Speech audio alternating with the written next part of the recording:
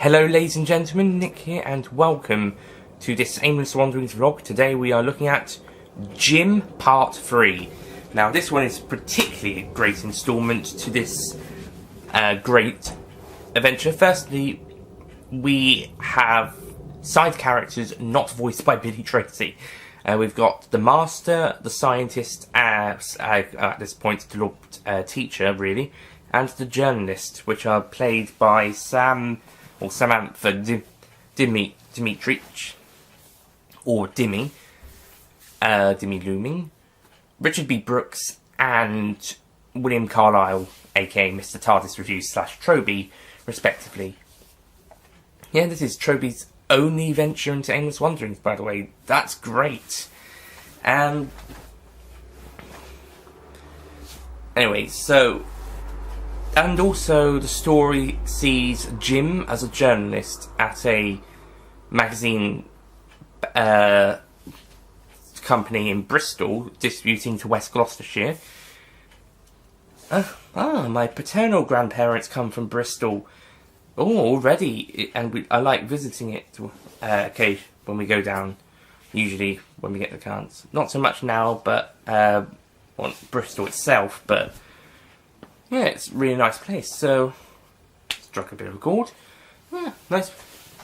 And yeah, basically the journalist has a magazine, and he Madame Rakenwood, a character who's mentioned, has been seen speeding over the Gloucestershire village of Twinning. I looked it up I saw it on a map, and it's near Tewkesbury. So the journalist has pictures of it and is threatening to put it in his magazine, so unless Madame Rakenwood would pay him a lot of money, otherwise he should be in trouble, and he's doing the same with other people. Meanwhile, Jim is in the papers about UFO sightings, etc., conspiracy theories and the lot, and Jim's working as a journalist. As Madame Rakenwood has had this unfortunate business, she asks the pompous doctor to have a quiet word with the journalists there, and so Pompous does. He blackmails the journalist into stopping his blackmail, basically. Whoops. But yeah, and he leaves Martin with Jim, and he decimates in his workplace, and then Pompous and Martin run off, and the journalist fires Jim for the mess. So that's how Pompous ruins Jim's life. But that's not nearly as interesting. How does this one in particular be, in my opinion, the best episode of the 4, and not just all the journalist stuff? Well, the Pompous Doctor also goes into a story about a previous meeting with the journalists, as they sort of bring it up in their conversation. So the Doctor explains what happened, and it turns out to be the falling out with the Master. The Master and the journalist try to frame the Doctor, make him look like he's idolising the Lord Teacher, so the Master could have a favour from the journalist. And so, yeah, the Doctor gets mad at the Master, and so he starts spurting out facts about him whilst beating him to a pulp.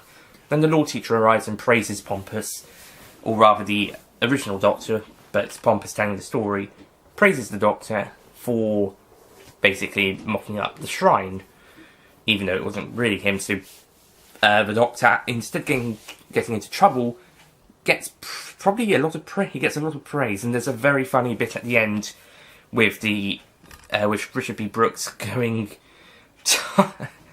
great, that's going to be my new profile picture on Time or Facebook or what?